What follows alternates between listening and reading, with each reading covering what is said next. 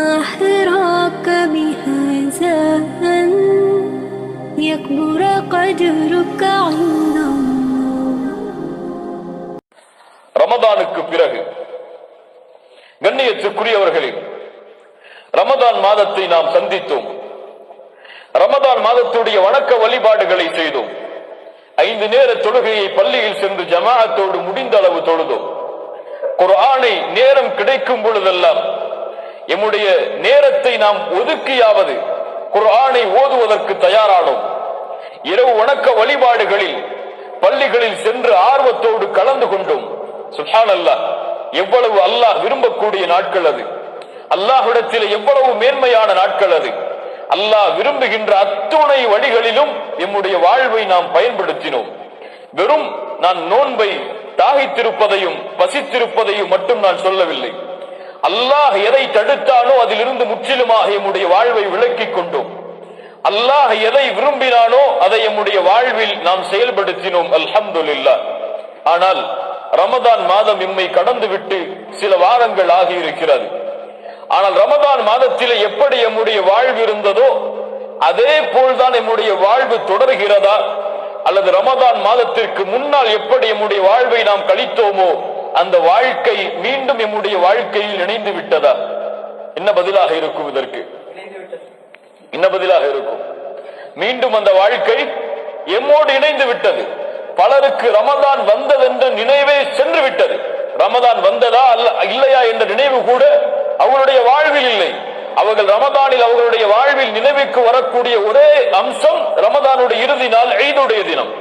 ரமதானுடைய முடிந்த அடுத்த நாள் அந்த ஈதுடைய தினத்தில் அவர்கள் அனுபவித்த அந்த காட்சிகளும் அந்த கொண்டாட்டங்களும் மட்டும்தான் இந்த ரமதானுடைய நினைவில் பலருடைய உள்ளத்தில் இருக்கிறதே தவிர ஒட்டுமொத்த ரமதானுடைய மாதமும் அதில் கழிக்கப்பட்ட நாட்களும் அவனுடைய வாழ்வும் அந்த ரமதானோடு அவனை விட்டு சென்று விட்டது பலருக்கு.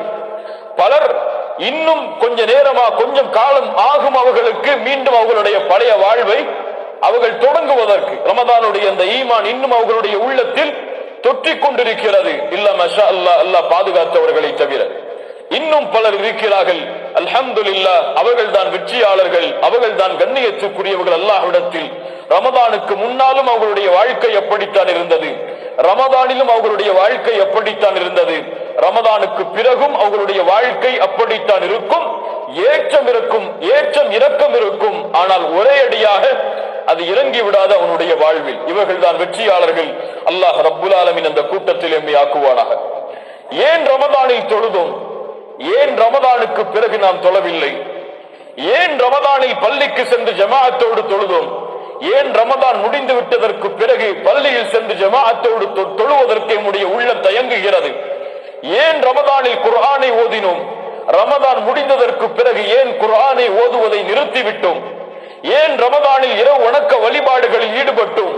ஏன் ரமதானுக்கு பிறகு இரவு வணக்க வழிபாடுகளை நிறுத்திவிட்டோம்? யார் பதில் சொல்ல முடியும் இதற்கு? ஏன் ரமதானில் மட்டும் அல்லாஹ் ரப்புல் ஆலமீன் கடமையாக்கிய ஒரு கடமையா தொழுகை? எல்லா நேரங்களிலும் அல்லாஹ் கடமையாக்கியது. ரமதானில் மட்டும் பள்ளியில் சென்று தொழுங்கள் என்று அல்லாஹ்வால் கொடுக்கப்பட்ட கடமையாது? ரமதான் அல்லாத நாட்களிலும் பள்ளியில் சென்று ஜமாஅத்தோடு தொழ வேண்டும் என்று அல்லாஹ்வால் கொடுக்கப்பட்ட கட்டளை அது. ஆனால் ஏன் ரமதானில் மட்டும் இந்த சமூகம் நிறைவேற்றுகிறது? ரமதானில் பார்த்தால் ஃபஜ்ருடைய தொழுகைக்கெல்லாம் பள்ளியில் உள்ளே செல்வதற்கு இடம் கிடைக்காத பலர் எம்மிலே இருக்கிறார்கள்.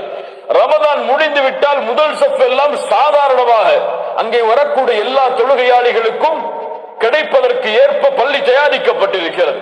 புதிய பள்ளி உருவாகியதா, அல்லது புதிய மக்கள் இந்த பூமிக்கு வருகை தந்தார்களா, அல்லது வருகை தந்த மக்கள் எல்லாம் வானத்திற்கு உயர்த்தப்பட்டு விட்டார்களா, அல்லது இந்த பூமியில் இருந்து அவர்கள் எல்லாம் மரணித்து விட்டார்களா? இந்த கேள்விகளுக்கு எல்லாம் பதில் என்ன? என்ன யாரால் இந்த மாற்றம் ஏற்படுகிறது? ஏன் இந்த மாற்றத்திற்கு இந்த முஸ்லிம் சமூகம் உட்படுத்தப்படுகிறது? ரமதானுக்கென்று சிறப்புகள் இருக்கிறது, அதற்கென்று கண்ணியம் இருக்கிறது, அது செய்யப்படக்கூடிய வணக்க வழிபாடுகளுக்கென்று மதிப்பு இருக்கிறது. அதை மறுக்கவில்லை, அதை ஏற்றுக்கொள்கிறோம். ஆனால் இந்த வணக்க வழிபாடுகள் எல்லாம் ரமதானில் மட்டும் கடமையாக்கப்பட்டதில்லையே. அல்லாஹ் ரப்புல் ஆலமீன் குர்ஆனில் ரமதான் வரும் வரை அல்லாஹ்வை வணங்குங்கள் என்ற கட்டளையிடுகிறான். ரமதான் முடிந்து விட்டால் அல்லாஹ்வை மறந்து விடுங்கள் இந்த பூமியில் நீங்கள் எப்படி வாழ நினைக்கிறீர்களோ அப்படி வாழ்ந்து கொள்ளுங்கள் என்று அல்லாஹ் ரப்புல் ஆலமீன் இந்த முஸ்லிம் சமூகத்திற்கு கட்டளையிடுகிறான். வஅபுது ரப்பக ஹத்தா யஅதியக்கல் யகீன், அல்லாஹ்வுடைய கட்டளை. நபிக்கு அல்லாஹ் சொல்கிறான், வஅபுது ரப்பக், நபியே நீங்கள் அல்லாஹ்வை இபாதத் செய்யுங்கள், வணங்குங்கள். வணக்கம் என்பது தொழுகை மட்டுமல்ல, வணக்கம் என்பது நோன்பு மட்டுமல்ல, வணக்கம் என்பது ஹஜ் மட்டுமல்ல, வணக்கம் என்பது நீங்கள் நடந்து கொள்ளக்கூடிய குணம். வணக்கம் என்பது உங்களுடைய குடும்பத்தார்களோடு, உங்களுடைய உறவினர்களோடு, உங்களுடைய தொழிலோடு அல்லாஹ் ரப்புல் ஆலமீன் எப்படி விரும்புகிறானோ, அல்லாஹ் எப்படி நேசிக்கிறானோ அப்படி வாழக்கூடிய முறைதான் இபாதத், வணக்கம். வஅபுது ரப்பக், அல்லாஹ்வை வணங்குங்கள் நபியே, உங்களுடைய ரப்பை வணங்குங்கள். எதுவரை? ஹத்தா யஅதியக்கல் யகீன், உங்களுடைய மரணம் உங்களை சந்திக்கும் வரை. ரமதான் வரை மட்டுமென்று அல்லாஹ் சொல்லவில்லை, உங்களுடைய மரணம் உங்களை சந்திக்கும் வரை அல்லாஹ்வை வணங்குங்கள். ரமதான் வந்தாலும் சரி, ரமதான் உங்களுடைய வாழ்வில் வரவில்லை என்றாலும் சரி, மற்ற மாதங்களை நீங்கள் அடைந்தாலும் சரி, அடையவில்லை என்றாலும் சரி, உங்களுடைய நொடிப்பொழுது இந்த பூமியில் கடைசியாக அமைக்கப்படும் வரை அல்லாஹ்வை வணங்குங்கள்.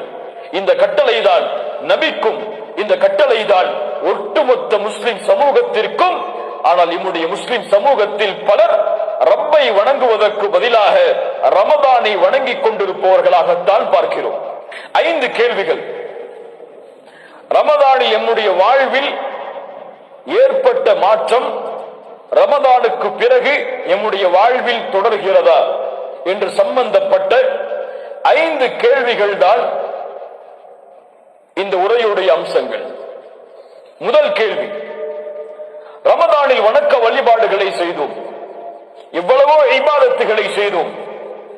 ரமதான் முடிந்ததற்கு பிறகு இந்த வணக்க வழிபாடுகளின் மீது பயம் நம்முடைய உள்ளத்தில் தொற்றிக் கொண்டதா? என்ன பயம்? வணக்க வழிபாடுகள் செய்தால் சொர்க்கம் செல்லலாம், அது சந்தோஷமான நிகழ்ச்சியா, பயப்படக்கூடிய நிகழ்ச்சியா? மகிழ்ச்சியான நிகழ்வு.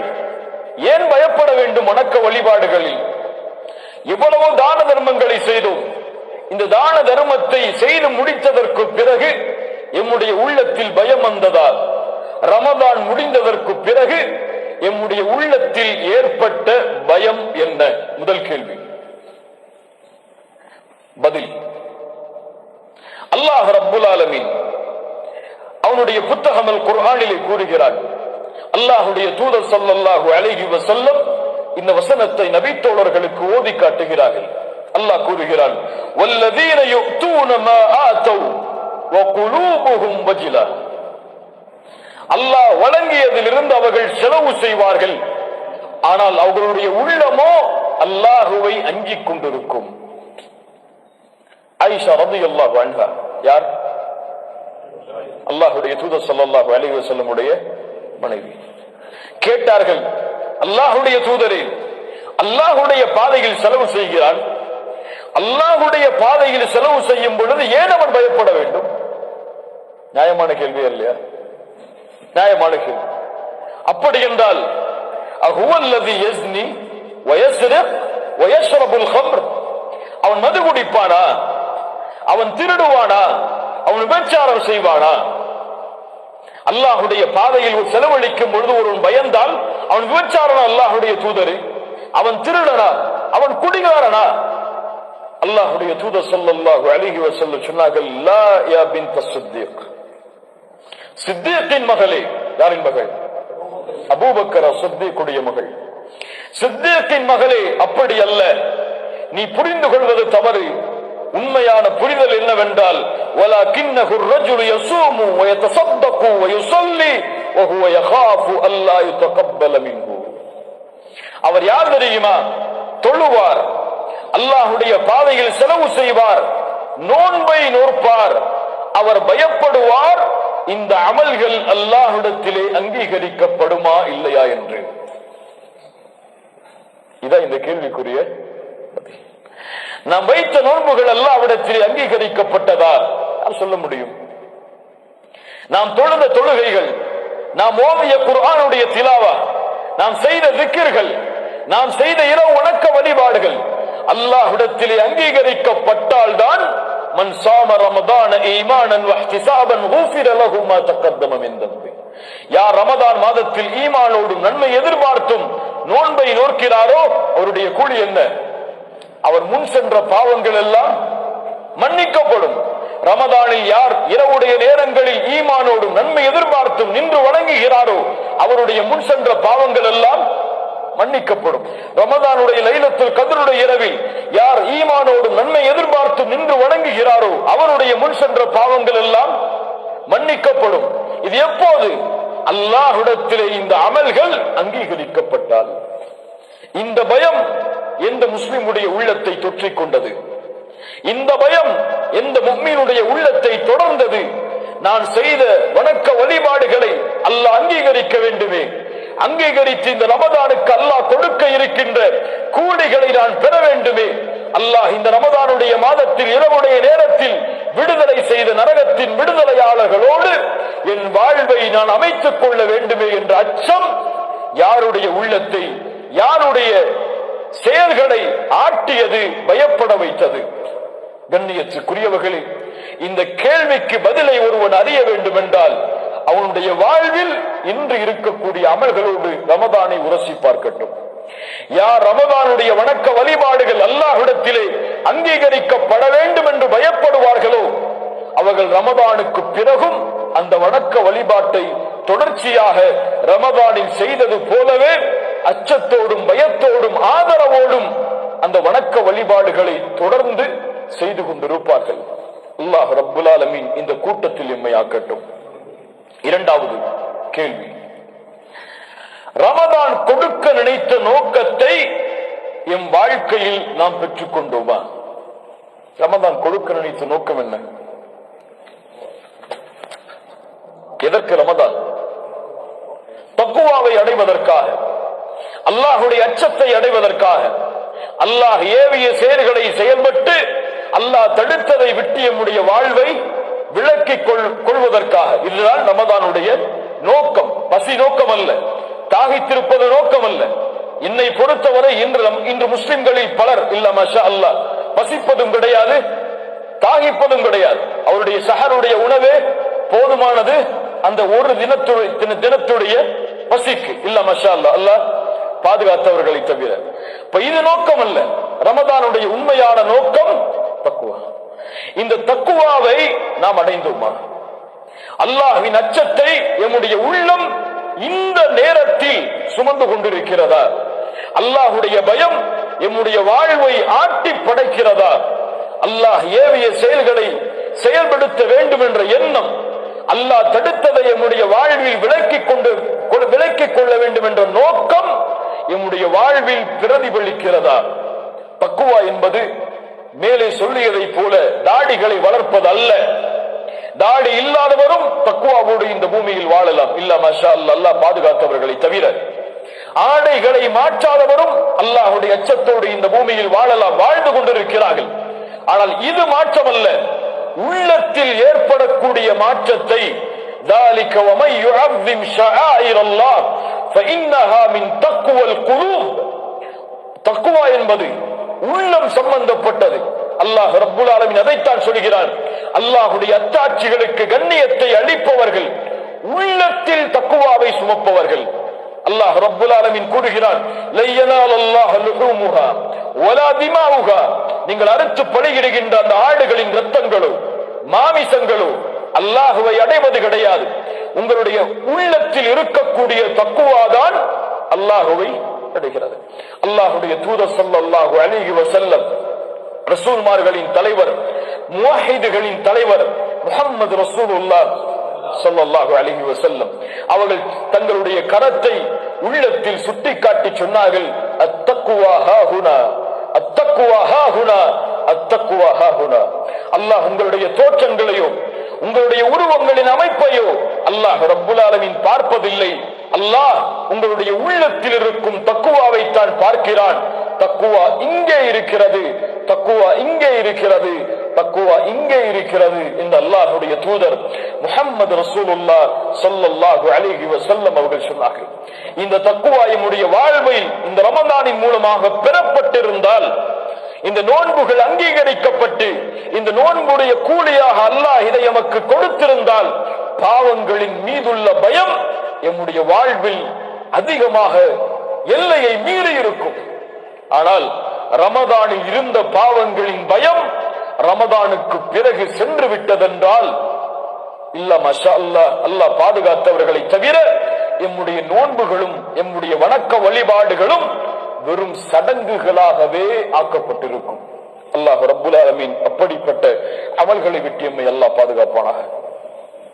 கண்ணியத்துக்குரியவர்களே, அப்துல்லாஹ் இப்னு மஸ்ஊத் ரலியல்லாஹு அன்ஹு அவர்கள் சொன்னார்கள், ஒரு முஃமினுடைய உள்ளத்தின் தக்வா பயம் எப்படி இருக்கும் என்றால் பாவங்களில் ஒரு முஃமின் பாவங்களை பார்ப்பான். ஒரு மலையில் அவன் இருக்கும் பொழுது அவன் மீது ஒரு பாறை உருண்டோடி வருவதை போல ஒரு பாவத்தை செய்யும் பொழுது அவன் பயப்படுவான். அப்படி ஒரு முனாஃபிக் பாவத்தை பயப்படுவான். அவனுடைய மூக்கில் ஒரு ஈ உட்கார்ந்து சென்றால் எந்த உணர்வு இருக்குமோ அந்த உணர்வோடு. சுப்ஹானல்லாஹ், எப்படிப்பட்ட செய்தி பாருங்கள். என்ன சொல்கிறார்கள் அல்லாஹ்வுடைய தூதருடைய நபித்தோழர், ஒரு முஃமினுடைய பாவத்தின் பயம் அவன் உயிர் பிரிவதை போன்றிருக்கும். பாவத்தை செய்து முடித்ததற்கு பிறகு பதறுவான், அவன் பயப்படுவான். ஒரு தொழுகையை விட்டு அவன் எழுந்திருந்தால் அவனுடைய வாழ்க்கை முழுவதும் மரணத்தின் பயம் சூழ்ந்து கொள்ளும். ஃபஜ்ருடைய தொழுகையை தொழாமல் உறங்கி காலை சூரியன் உதயமானதற்கு பிறகு அவன் விழித்தெழுந்தால் அவன் தடுமாறுவான். தன்னுடைய வாழ்வில் அவனுடைய உள்ளம் அந்த பயத்தால் ஆட்டி படைக்கும். இந்த செயலுக்கு நாளை மறுமையில் அல்லாஹ் என்னை விசாரித்தால் என்ன பதிலை சொல்லுவேன் என்ற பயம் அவனுடைய உள்ளத்தை சூழ்ந்து கொள்ளும். ஆனால் முனாஃபிக் யார்? எழுவான், சரி சூரியன் உதயமான விட்டது, சரி இன்னும் குளித்து விட்டு நேரம் வந்ததற்கு பிறகு நம் ஆபீஸிற்கு செல்வதற்கு முன்னால் தொழுது விட்டு போவோம் என்று சர்வ சாதாரணமாக தன்னுடைய வாழ்வை அமைத்துக் கொள்வான். இது யாருக்கும் உள்ள வித்தியாசம். இது முஃமினுக்கும் முனாஃபிக்குக்கும் உள்ள வித்தியாசம். நாம் எந்த நிலையில் இருக்கிறோம்? எந்த நிலையில் நம்முடைய வாழ்வை நகர்த்தி கொண்டிருக்கிறோம்? நம்முடைய முஸ்லிம்கள் இன்று பாவங்களை செய்வதற்கு தங்களை ஆர்வப்படுத்திக் கொள்கிறார்கள். பாவங்களை செய்வதை யாரும் தடுக்க கூடாது என்ற எண்ணம் அவர்களுடைய உள்ளத்தை சூழ்ந்து கொள்ளுகிறது. இல்ல மாஷா அல்லாஹ், உதாரணத்தை இந்த நேரத்திலே சொன்னால் உதாரணம் பொருத்தமாக இருக்கும். முஸ்லிம் சமூகத்திலே இன்று பல வாலிபர்கள், பல முஸ்லிமான ஆண்களும் பெண்களும், குறிப்பாக கல்லூரிகளிலே படிக்கக்கூடிய பெரும்பான்மையான வாலிபர்கள் இன்றைய தினம் எதற்கு முன்னால் இருக்கிறார்கள்? சர்வ சாதாரணம் அதுவெல்லாம். இதையெல்லாம் தடுத்தால் அவர் யார்? அவருக்கு ஒரு எதிரி போல, அவருக்கு அது விரும்பத்தகாதது போல. இந்த உலகத்தில் யாரும் செய்யாத குற்றத்தை நாங்கள் செய்துவிட்டோம் என்ற எண்ணம் அவர்களுடைய உள்ளத்தில் குடிகொள்கிறதே தவிர இதை அல்லாஹ் விரும்புவானா என்ற எண்ணம் அவர்களுடைய உள்ளத்திலிருந்து முற்றிலுமாக எடுக்கப்பட்டு விட்டது. இல்லையா? நான் செய்யக்கூடிய இந்த செயல் என் ரப்புக்கு பிடிக்குமா? என் ரப்பு இதை விரும்புவானா?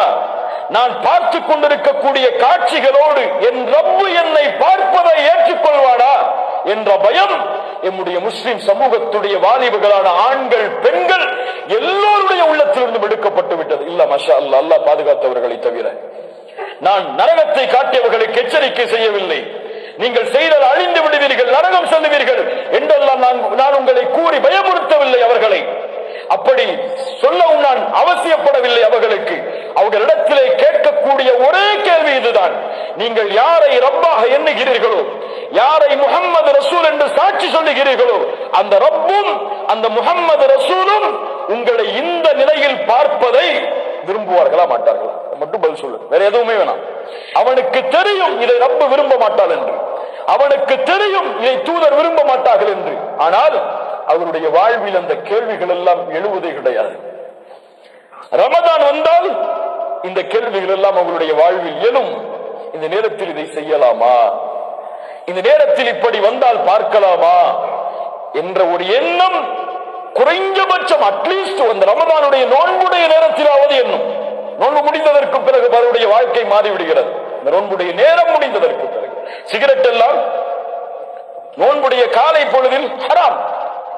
ரமதான் இஃப்தார் முடிந்து விட்டால் சிகரெட் ஹால். இப்படி ஒரு எண்ணத்தோடு வாழக்கூடிய சமூகம் இல்ல. மாஷா அல்லாஹ். இந்த ஒரு கேள்விதான். இந்த நிலையில் முஹம்மது ரசூலுல்லாஹ் ஸல்லல்லாஹு அலைஹி வஸல்லம் இந்த சமூகத்தை பார்த்தால் திருப்தி அடைவார்களா? இந்த வாலிபர்கள் எடுக்கக்கூடிய முயற்சி, ஃபஜ்ருடைய தொழுகைக்கு கூட அவனுடைய வாழ்வில் அவனை எழுவதற்கு ஆர்வம் கொண்டிருக்க மாட்டான்.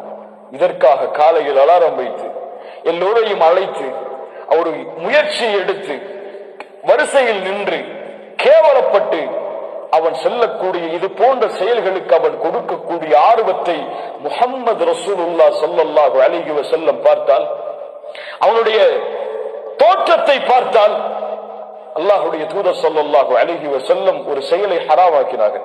இந்த நிலையில் சுட்டிக்காட்டினால் பொருத்தமாக இருக்கும்.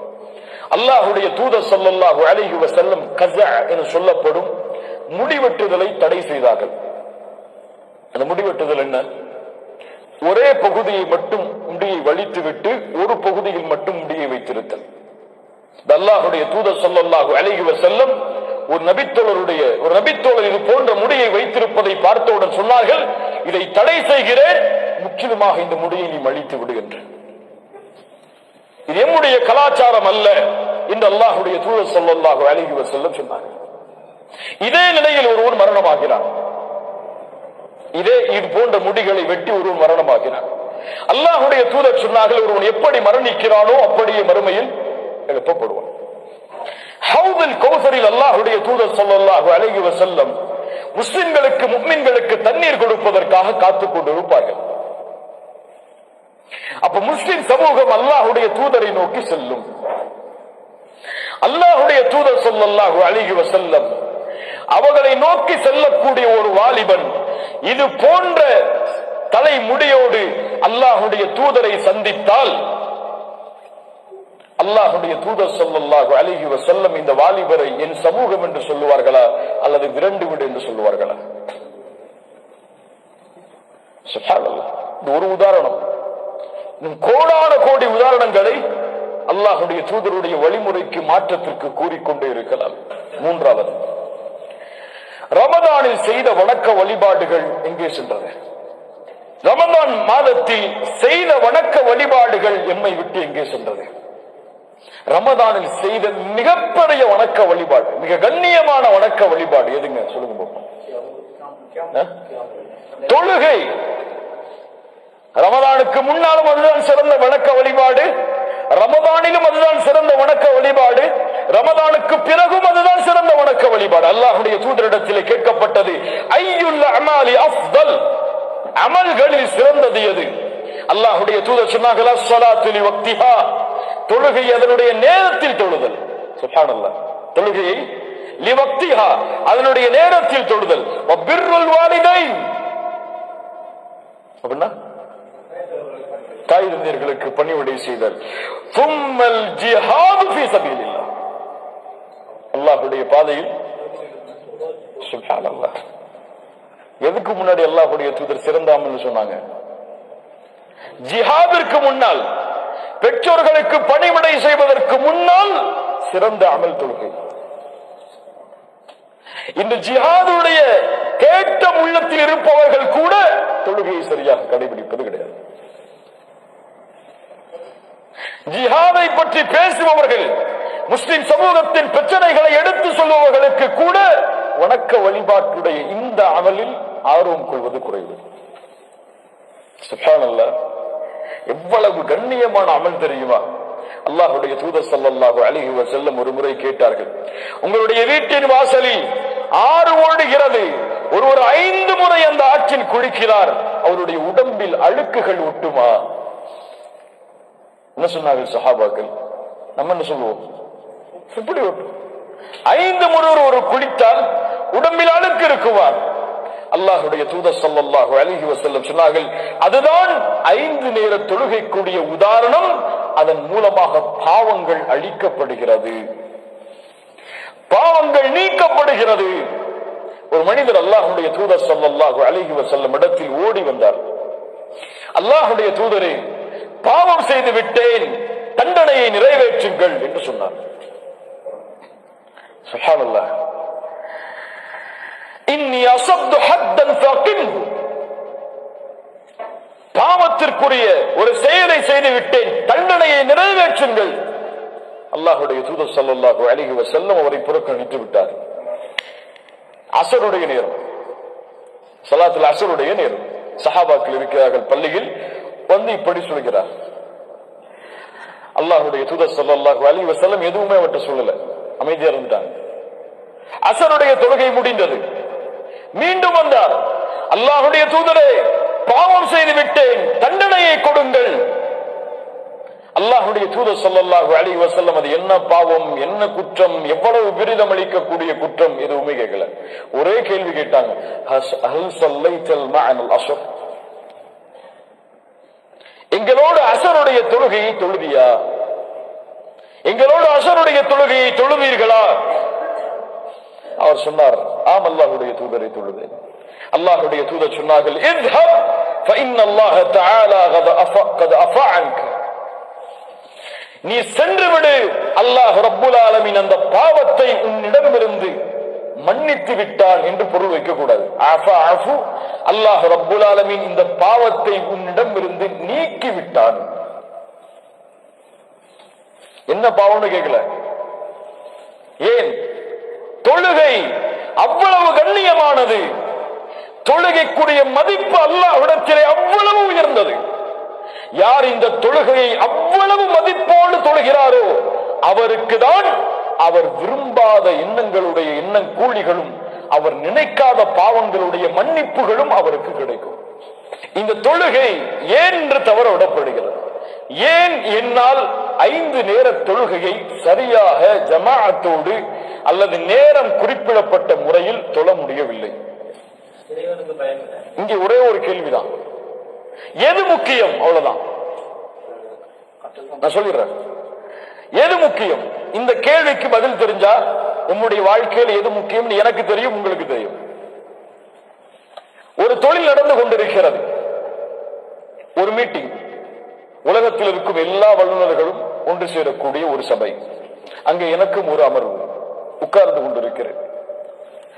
அதான் சொல்லப்படுகிறது பள்ளிகள், அல்லாஹு அக்பர் அல்லாஹு அக்பர், அதான் சொல்லப்படுகிறது. இந்த நேரத்தில் என் உள்ளத்தில் ஒரு கேள்வி வருகிறது. தொழுகைக்கு அதான் சொல்லப்படுகிறது, அல்லாஹ்தான் மிகப்பெரியவன் என்ற அழைப்பு வருகிறது. எனக்கு முன்னால் உலகத்தின் தலைவர்கள் உட்கார்ந்து இருக்கிறார்கள். இந்த நேரத்தில் நான் தொழுகையை முற்படுத்துவதா, அதை விட சொல்ல வேண்டும் என்றால் அல்லாஹ்வின் கட்டளையை முக்கியத்துவப்படுத்துவதா அல்லது இந்த தொழிலை முக்கியத்துவப்படுத்துவதா? இந்த ரெண்டு தான் கேள்வி. யார் தொழிலை முக்கியத்துவப்படுத்துகிறார்களோ அவர்கள் விரும்பினாலும் விரும்பவில்லை என்றாலும் அவர்கள் அல்லாஹுவை விட, அல்லாஹ்வின் கட்டளையை விட தொழிலுக்கு தான் தங்களுடைய வாழ்வில் முக்கியத்துவத்தை ஏற்படுத்தி வைத்திருக்கிறார்கள். யார் அந்த அமர்வை விட்டு எழுந்து தொழுகைக்குரிய நேரம் முடிவதற்கு முன்னால் தொழுகைக்காக அந்த அமர்வை புறக்கணித்து செல்கிறாரோ அல்லது அனுமதி கேட்டு செல்லுகிறாரோ, கண்ணியமான முறையில் சென்று தொழுது வருகிறாரோ, இவர் தொழுகைக்கு முக்கியத்துவத்தை கொடுப்பவர். அதாவது அல்லாஹ்வுடைய கட்டளைக்கு முக்கியத்துவத்தை தருபவர். என் வாழ்வில் வரக்கூடிய எல்லா நிலையிலும் இதை பொறுத்து பார்த்தால் என் ரப்பு எனக்கு முக்கியமா, என்னை படைத்தவன், பரிபாலிப்பவன், உணவளிப்பவன், இந்த வாழ்வாதாரத்திற்கு சொந்தமானவன், இவன் எனக்கு மிகப்பெரியவனா அல்லது என் தொழில், என் வருமானம், என் குடும்பம், என் திருவிழா, என் வீட்டு நிகழ்ச்சிகள், இது என்னுடைய வாழ்வில் மிகப்பெரியதா என்ற கேள்விக்குரிய பதில் அல்லாஹ் மிகப்பெரியவன் என்று யாருடைய உள்ளத்தில் எழுகிறதோ அவர்கள் தான் வெற்றியாளர்கள். யாருடைய உள்ளத்தில் எழவில்லையோ அவர்கள் தான் நஷ்டவாளிகள், தோற்றவர்கள். வாழ்வின் யதார்த்தத்தை, உண்மையை அறியாதவர்கள், ஷைத்தானுக்கு தன்னை அடிபணிய வைத்த முற்றிலுமான அடிமைகள். அல்லாஹ் ரப்புல் ஆலமீன் அந்த கூட்டத்தில் இருந்து நம்மை பாதுகாப்பானாக. வாழ்வில் ஒரு 10 நிமிஷத்தை கூட ரப்புக்காக ஒதுக்க முடியாத நஷ்டவாளிகளை விட வேறு யார் நஷ்டவாளிகள்? ஒரு 5000 திர்ஹம் அல்லது 10,000 திர்ஹம் சம்பளத்தை கொடுக்கிற ஒரு முதலாளிக்காக ஒரு நாளில் எத்துணை நேரத்தை அவர் ஒதுக்க சொன்னாலும் ஒதுக்க தயார். இன்று நோயை என் ரப்பு கொடுத்தால் அவனை தவிர யார் நீக்க முடியும்? எவ்வளவு கோடிகளை செலவழித்தாலும் அந்த நோயை என் ரப்பை தவிர யாரும் நீக்க முடியாது என்று நம்பிக்கை கொண்டிருக்கக்கூடிய முஸ்லிம் ஏன் ரப்புக்காக அந்த நேரத்தை அவன் இழப்பதற்கு தயாராகவில்லை? இந்த கேள்விகளுக்கெல்லாம் பதில் இல்லை. எவ்வளவு முறை கேட்கப்பட்டாலும், இன்று கேட்கப்பட்டால் நாளை துஹருடைய தொழுகைக்கு இந்த கேள்வி நம்முடைய உள்ளத்திலே வராது. நஃப்சுல் அம்மாரா, நித்திக்கக்கூடிய உள்ளம் நம்முடைய உள்ளத்தில் இல்லை. ஏன் செய்கிறாய், எதற்கு செய்கிறாய், அல்லாஹ் பார்க்கிறானே, செய்யலாமா செய்யக்கூடாதா என்ற ஒரு எண்ணமே நம்முடைய உள்ளத்தில் ஏற்படுவது கிடையாது. சகோதரர் கூறியது போல, கல்லா பல் துஹிப்பூனல் ஆஜிலத வ ததரூனல் ஆகிரா, நீங்கள் உலகத்தை தான் விரும்புகிறீர்கள். பல் துஸிரூனல் ஹயாத்தத் துன்யா வல் ஆகிரத்து கைரு வ அப்கா, பல் இன்ன ஹாஉலாஇ யுஹிப்பூனல் ஆஜில வ யதரூன வராஅஹும் யௌமன் தகீலா. குர்ஆனுடைய பல வசனங்கள் சொல்கிறது, அவர்கள் உலகத்தை தான் விரும்புகிறார்கள். என்னதான் பேர் வச்சுக்கிட்டோம், என்னதான் முகத்தை மாத்திக்கிட்டோம், என்னதான் ஆடையை மாத்திக்கிட்டோம், அவங்க தேடுதல் ஃபுல்லா துன்யா, அவ்வளவுதான். அவங்களுக்கு மறுமை எல்லாம் பொருட்டே கிடையாது. வட்டி ஹராம் தெரியும், ஆனால் சம்பாத்தியம் வரும் என்பதற்காக அதில் இருப்பான். அவனுக்கு ஆகிரத்தை பத்தி எல்லாம் கவலை கிடையாது. எவ்வளவுதான் வட்டியை பத்தி சொன்னாலும் அவன் கவலையே பட மாட்டான். இன்னைக்கு வட்டியை பத்தி சொன்னா அடுத்த நிமிஷம் கிரெடிட் கார்டை கிழிச்சிட்டு இருப்பான். அவன் வாழ்க்கையை படித்தால் அவன் மாற வேண்டும் என்ற எண்ணமே அவனுக்கு ஏற்படுவது கிடையாது. எப்படி மாற்றுவான் தன்மை? சுப்ஹானல்லாஹ்.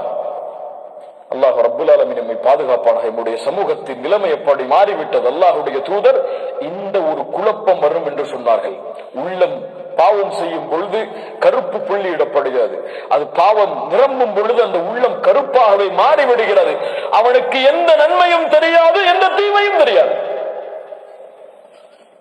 தூதர் சொன்ன வார்த்தை அது. எந்த நன்மையும் அவனுக்கு புரியாது, எந்த பாவமும் புரியாது. அவன் வாழ்க்கை துன்யா துன்யா துன்யா ஓடுவான்.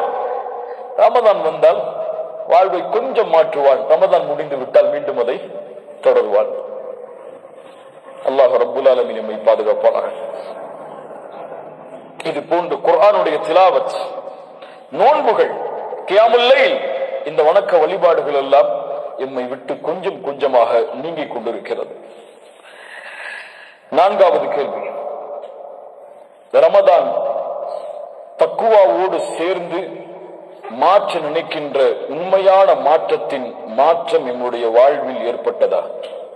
ஒவ்வொரு வணக்க வழிபாட்டுக்குரிய காரணம் என்ன? தொழுகை எதற்காக தெரியுமா? குணத்தை மாற்றுவதற்காக. நோன்பு எதற்காக தெரியுமா? குணத்தை மாற்றுவதற்காக.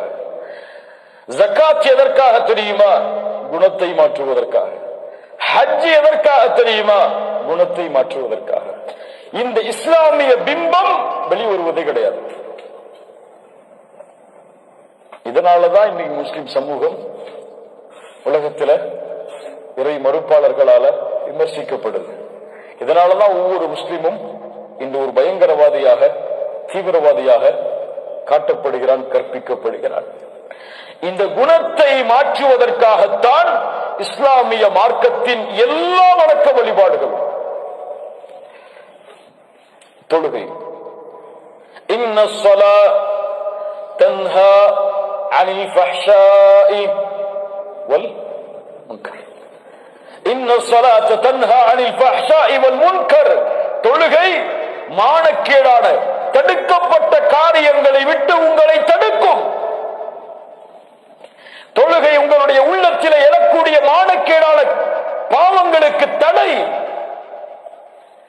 தொழுகை புறத்தை தடுக்கும், தொழுகை பொறாமையை தடுக்கும், தொழுகை பொறுமையை கொடுக்கும். தொழுகை மானக்கேடான எண்ணங்கள், தவறான எண்ணங்கள் ஒரு முஸ்லிமின் மீதோ அல்லது உள்ளத்திலோ ஏற்படுவதிலிருந்து தடையை விதிக்கும். அதற்குத்தான் தொழுகை. ஜகாத் எதற்காக? ஹுத் மின் அம்வாலிஹிம் ஸதகா துதஹிருஹும் வ துஸக்கீஹிம் பிஹா.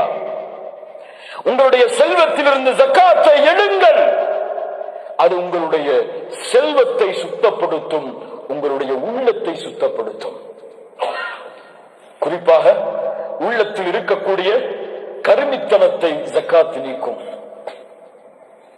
இதற்குத்தான் ஜகாத். நோன்பு எதற்காக? அல்லாஹ்வுடைய தூதர் ஸல்லல்லாஹு அலைஹி வஸல்லம் சொன்னார்கள், யார் ரமதான் மாதத்துடைய நோன்புகளில் பொய் கூறுவதை விட்டும் தடுக்கப்பட்ட இது போன்ற காரியங்களை செய்வதை விட்டும் விலகவில்லையோ, அவர் நோன்பிருந்து பசித்திருப்பதாலும் தாகித்திருப்பதாலும் அல்லாஹ்விற்கு எந்த பலனும் இல்லை. ஹஜ் எதற்காக? அல் ஹஜ் அஷ்ஹுரும் மஅலூமாத் ஃபமன் ஃபரத ஃபீஹின் அல் ஹஜ் ஃபலா ரஃபத் வலா ஃபுசூக் வலா ஜிதால ஃபில் ஹஜ்.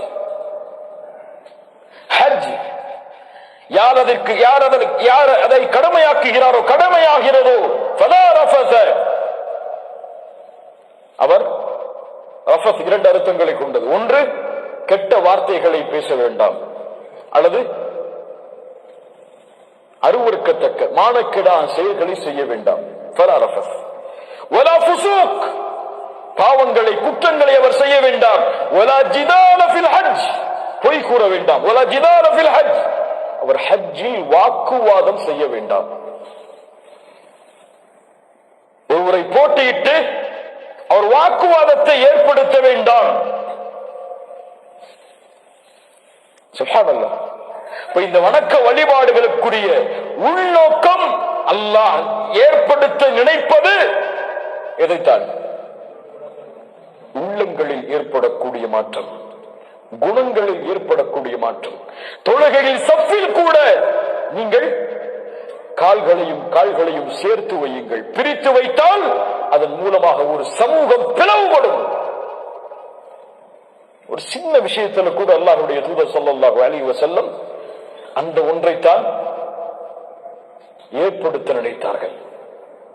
எல்லா வணக்க வழிபாடுகள் அதற்காகத்தான் அல்லாஹ்வுடைய தூதர் ஸல்லல்லாஹு அலைஹி வஸல்லம் சொன்னார்கள், புஇஸ்து லிஉத்தம்மிம மகாரிமல் அக்லாக்.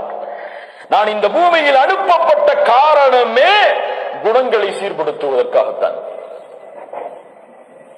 ஆனால் இன்று தொழுகை இருக்கும், ஹஜ் இருக்கும், ஹாஜியாராக இருப்பார்.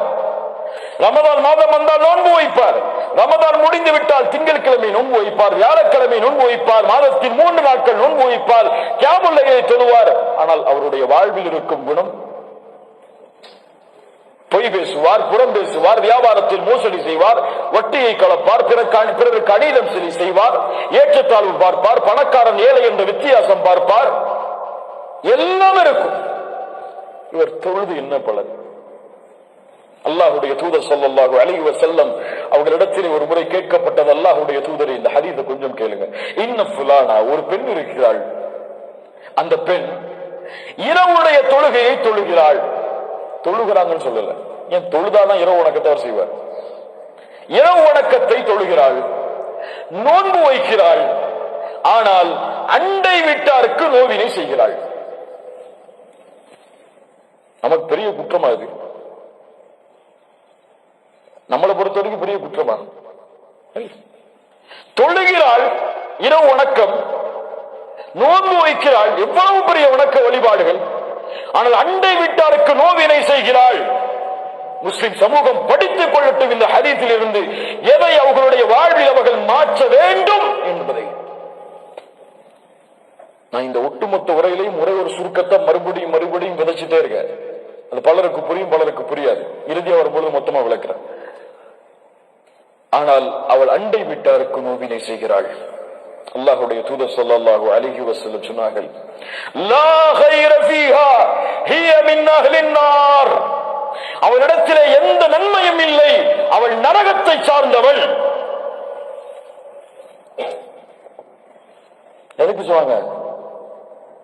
இரவு வணக்கத்தை தொழுதாலும், இபாதத்தில் அவர் தன்னை சரிபடுத்தினாலும், மனிதர்களோடு நடந்து கொள்ளக்கூடிய முறையில் அவர் தன்னை சரிபடுத்தவில்லை என்றால் அவளிடத்திலே எந்த நன்மையும் இல்லை, அவள் நரகத்தை சார்ந்தவள். இன்னொரு மனிதர், இன்னொரு பெண், துஸல்லியல் மக்தூபா, கடமையான தொழுகையைத்தான் தொழுகிறாள். பெரிய வணக்க வழிபாடுகள்லாம் எதுவுமே கிடையாது. ஆனால் ஏதோ சில சதக்காக்களை அவர்கள் முடிந்த அளவு கொடுக்கிறாள். கடமையான ஜக்காத்தை கொடுக்கிறாள். ஆனால் இந்த பெண்ணால் யாரும் இந்த பூமியில் நோவினை அடைவது கிடையாது. இவள் யார்? அல்லாஹ்வுடைய தூதர் சொன்னார்கள், ஹிய மின் அஹ்லில் ஜன்னah, இவள் சொர்க்கத்தை சார்ந்தவள். குர்ஆனுடைய பெரும்பான்மையான இடங்களை எடுத்து பாருங்கள், ஹதீஸுடைய பெரும்பான்மையான இடங்களை எடுத்து பாருங்கள். எங்கேயும் ஒரு 5 நேரம் தொழுதாரு அதனால அல்ல அவருக்கு சொர்க்கத்தை கொடுத்தான்னு சொல்லி பூமியில சான்று கொடுக்கப்படலை. ஒரு ஜக்காத்த முறையா கொடுத்தாரு, ஹஜ்ஜு கரெக்டா செஞ்சாரு அதனால இந்த சஹாபிக்கு சொர்க்கம்னு சொல்லி எந்த ஹதீஸும் இல்லை. அல்லாஹ்வுடைய தூதருடைய காலத்தில் நடந்ததும் அதற்கு முன்னால் நடந்த அல்லாஹ்வுடைய தூதர் எடுத்து காட்டியதும் இதைத்தான். ஒரு பெண், ஒரு விபச்சாரி இருந்தாள்.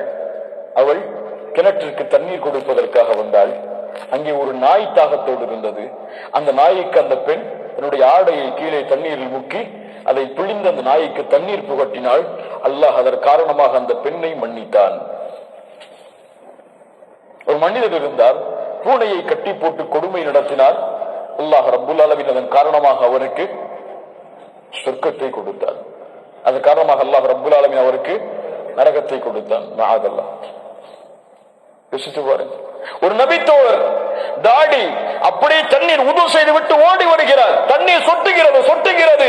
இதோ வருகிறார் சொர்க்கத்தை சார்ந்தவர், இதோ வருகிறார் சொர்க்கத்தை சார்ந்தவர், இதோ வருகிறார் சொர்க்கத்தை சார்ந்தவர். ஒவ்வொரு முறையும் அல்லாஹ்வுடைய தூதர் சொன்னார்கள். சஹாபாக்களுக்கு ஆச்சரியம், இந்த நபித்தோழர் சொர்க்கவாதி என்று சொல்வதற்குரிய காரணம் என்ன? தேடி போனாங்க. ஒரு நபித்தோழர் அவரோட இருந்தாங்க. இரவு பார்த்தாங்க, பெரும்பான்மையான வணக்க வழிபாடுகள் எதுவுமே இல்லை. எல்லா சஹாபாக்களும் செய்யக்கூடிய வழக்கமான வணக்க வழிபாடுகள். 3 நாள் முடிந்தது. கேட்டார்கள், தோழரே, அல்லாஹ்வுடைய தூதர் உன்னை சொர்க்கவாதி என்று சொன்னதற்குரிய காரணம் என்ன? அவர் சொன்னார், இந்த பூமியில் யாரை பற்றிய வெறுப்போடும் என்னுடைய பகல் பொழுதும் கிடையாது, இரவு பொழுதும் கிடையாது. யாரை பற்றிய வஞ்சகத்தன்மையும், யாரை பற்றிய தவறான எண்ணங்களும், யாரை பற்றிய அருவருக்கத்தக்க காரியங்களுக்குரிய எண்ணங்களும் என் உள்ளத்தில் கிடையாது. என் உள்ளம் சுத்தமாக இருக்கிறது. ஆனா இன்னைக்கு எம்ம உள்ள சுத்தமா இருக்குன்னு நம்மளே நினைச்சுக்கிறோம். நான் பியூரா இருக்கேன், ஏன்னா தாடி வச்சிருக்கேன், நல்ல ஆடை போட்டிருக்கேன். தாடி வைக்கட்டா என் உள்ளத்தை சுத்தம் சொல்லி யாரும் ஏத்துக்க மாட்டாங்க. தாடி வச்சிருக்கேன், ஆடை நல்லா போட்டிருக்கேன், பயான் பண்றேன், அல்லது தாவா பண்றேன், அல்லது தாவாவுடைய களங்கள்ல கலந்து கொள்றேன், அல்லது தாவா நிகழ்ச்சிகளை ஏற்பாடு செய்யறேன். என் உள்ள ரொம்ப பியூர். ஆனால் அவர் அடுத்த தாவா சென்டர் பார்த்து இவன் என்னடா இவன் பண்றதுன்னு நினைச்சிட்டு இருப்பாரு. இல்ல மஷா அல்லாஹ் பாதுகாத்தவர்களை தவிர அவர் பிற தாயை ஏளனமாக பார்ப்பார். இவர் என்னை விட உயர்ந்தவரா? இவர் என்னை விட கல்வியில் தேர்ச்சவரா? என்னை விட ஒரு பேச்சாற்றலில் திறந்தவரா? இவர் என்ன எனக்குரிய வாய்ப்பில் கலந்து கொள்வது? அல்லது இவர் என்ன இந்த பணியில் இருப்பது? அவர் ஏன் அப்படி செய்தார், இவர் ஏன் இப்படி செய்தார், அவர் ஏன் அப்படி செய்யவில்லை என்ற முழு தன்மையும் உள்ளத்திலே சுமந்திருப்பார். இல்ல மஷா அல்லாஹ், அது முக்கியம் அல்ல. தொழுகையை மாற்றுவது பெரிய விஷயம் அல்ல. நினைத்தால் மாற்றி விடலாம். இல்ல மஷா அல்லாஹ், அல்லாஹ் பாதுகாத்தவர்களை தவிர அல்லாஹ் நாடினார். தொழுக வேண்டும் என்று நினைத்தால் மாற்றலாம். தொழுகையை மாற்ற வேண்டும் என்று எண்ணுகிறோம், அங்கதான் கவனிக்கணும். ஜக்காத்தை மாற்ற வேண்டும் என்று எண்ணுகிறோம், ஹஜ்ஜை கடமையானதற்கு பிறகு செய்ய வேண்டும் என்று எண்ணுகிறோம். ஆனால் உள்ளத்தில் வரக்கூடிய இது போன்ற எண்ணங்களை மாற்ற வேண்டும் என்று நாம் எண்ணுவது கிடையாது. இதான் பிரச்சனைங்க.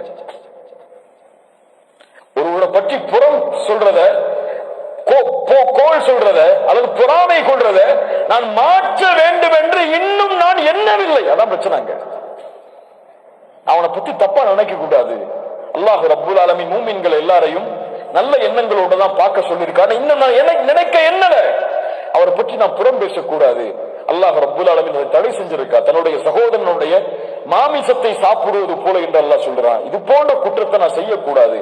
அவன் இல்லாத நேரத்தில் அவனை பற்றி நான் பேசக்கூடாது, அவனை பற்றி நான் கோல் சொல்லக்கூடாது, அது அவனுடைய உள்ளம் காயம்படும்படி நடந்து கொள்ளக்கூடாது, அவனை நான் வெறுக்க கூடாது, அவனை பற்றிய வெறுப்பை என்னுடைய உள்ளத்தில் நான் சுமக்க கூடாது என்ற எண்ணம் நம்முடைய உள்ளத்தில் இன்னும் வரல.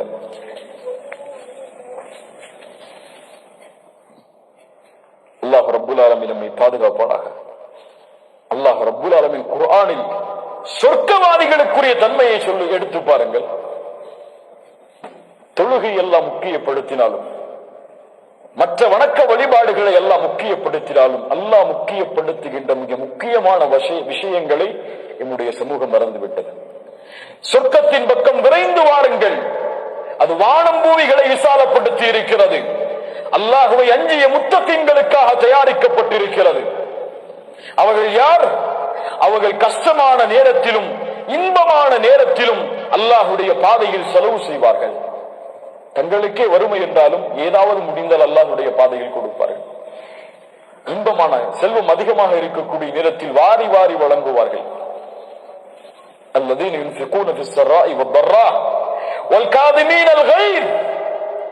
சொர்க்கவாதிகளுக்குரிய தன்மையை சொல்லுகிறான். நபிமார்களோடு, ரசூல்மார்களோடு, சஹாபாக்களோடு வாழப்போகிற மனிதர்களின் தன்மையை அல்லாஹ் சொல்லுகிறான்.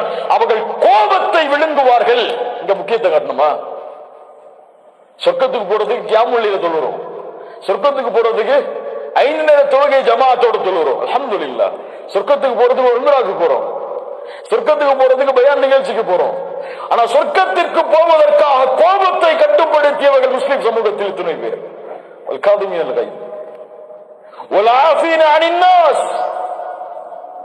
மக்களுடைய பாவங்களை மன்னிப்பார்கள்.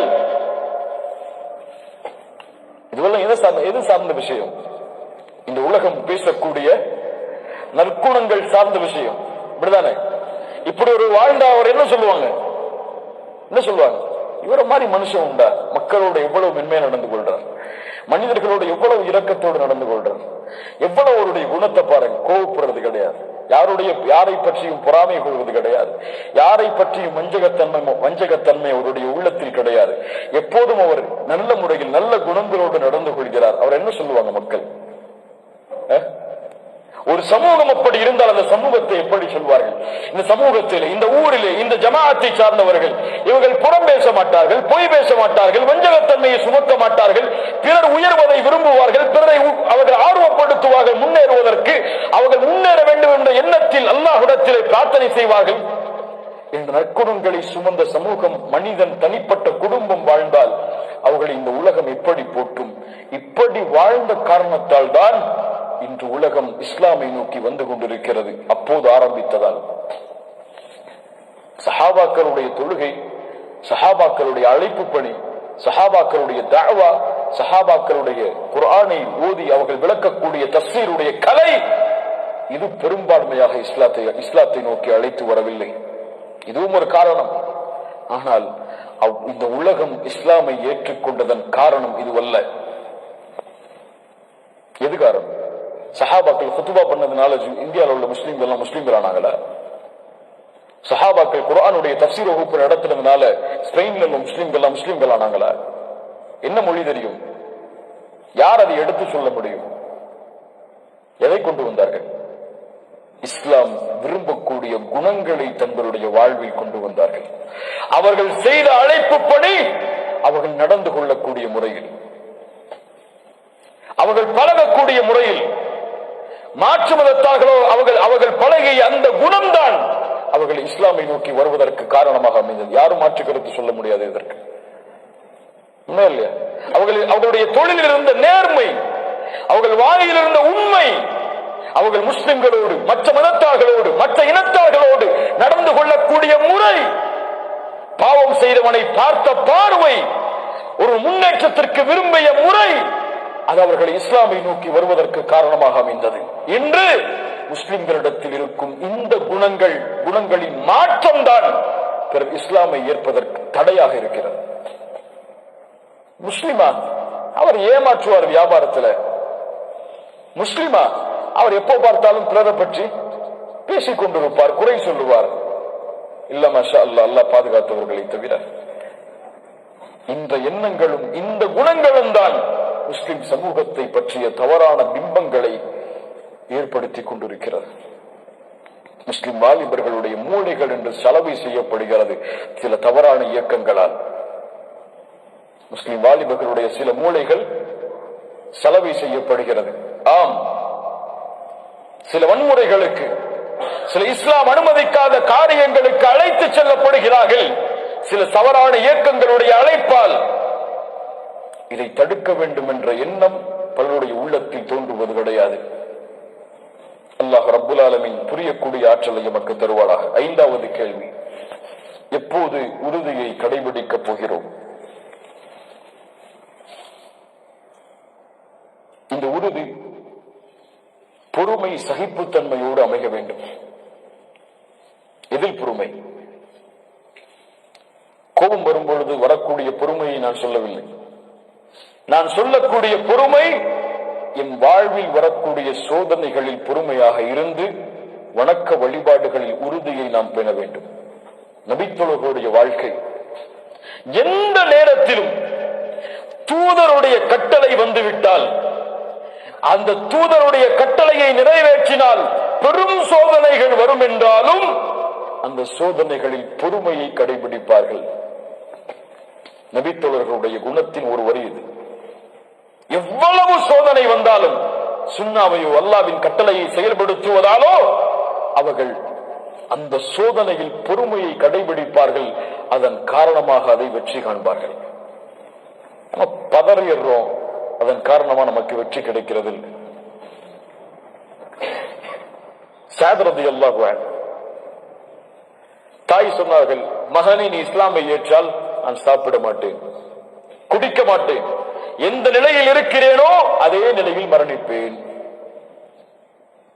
ஸஅத் ரலியல்லாஹு அன்ஹு சொன்னார்கள், தாயே நீங்கள் என்ன ஆனாலும் பரவாயில்லை, ரப்புடைய கட்டளையில் உங்களுக்கு நான் கட்டுப்பட மாட்டேன். உறுதி. சோதனை. தாய் முதல் நாள், 2வது நாள், 3வது நாள் தாயுடைய நிலைமை மாறியதாக இல்லை. சாப்பிடவில்லை, குடிக்கவில்லை, குளிக்கவில்லை. தாய் சோர்ந்து மயங்கக்கூடிய நிலைமை. சாதவர்கள் அருகில் சென்றார்கள். தாயே, அல்லாஹ் ரப்புல் ஆலமீன் உங்களுக்கு 100 உயிரை கொடுத்தாலும் சரி, அந்த ஒவ்வொரு உயிரையும் இதே சோதனையில் நீங்கள் மரணித்தாலும் சரி, இந்த சோதனைக்காக அல்லாஹ் ரப்புல் ஆலமீனுடைய மார்க்கத்தை விட்டு ஒருபோதும் நான் விலக மாட்டேன். இந்த சோதனை, தாயுடைய இந்த சோதனையில் சாதவர்கள் காட்டிய பொறுமை அல்லாஹ்வுடைய கட்டளையில். அபூ உபைதா ரலியல்லாஹு அன்ஹு ஷாமிற்கு உமர் இப்னு கத்தாபால் அனுப்பப்படுகிறார்கள். ஷாம் தேசத்திலே தாஊன் பரவுகிறது, பரவக்கூடிய நோய். உமர் இப்னு கத்தாப் ரலியல்லாஹு அன்ஹு அபூ உபைதாவை அந்த இடத்திலிருந்து அழைத்து வர வேண்டும் என்று விரும்புகிறார்கள். பரவக்கூடிய நோய் இருக்கக்கூடிய நிலையில் அபூ உபைதா அந்த நோய்க்கு ஆள்பட்டு மரணித்து விடக் கூடாது, மதீனாவிற்கு அபூ உபைதாவை அழைத்து வந்து விட வேண்டும் என்று உமர் அவர்கள் விரும்புகிறார்கள். கடிதம் எழுதுகிறார்கள். அபூ உபைதா, ஆட்சி பொறுப்பை இந்த நபித்தோழருக்கு ஒப்படைத்து விட்டு நீ மதீனாவை நோக்கி வந்து சேரும். உமரின் கடிதம். அபூ உபைதாவிற்கு கடிதம் வந்தவுடன் மறுபடியும் கடிதம் எழுதினார்கள் உமருக்கு. உமரே, உங்களின் நோக்கத்தை நான் அறிகிறேன், உங்களின் நோக்கத்தை நான் அறிகிறேன். தூதர் ஸல்லல்லாஹு அலைஹி வஸல்லம் எங்களுக்கு சொன்னார்கள், நோய் பரவக்கூடிய இடத்தை விட்டு, நோய் இருக்கக்கூடிய நிலையில் அந்த ஊரை விட்டு கடந்து செல்லக்கூடாது என்று. நீங்கள் கலீஃபாவாக இருந்தாலும் தூதரின் நபிமொழி இதற்கு தடை விதிப்பதன் காரணமாக எந்த சஹாபாக்களும் நபித்தோழர்களும் நோயில் மரணிக்கிறார்களோ அவர்களோடு இருந்து அந்த நோயில் அல்லாஹ் நாடினால் மரணிப்பதையே நானும் விரும்புகிறேன்.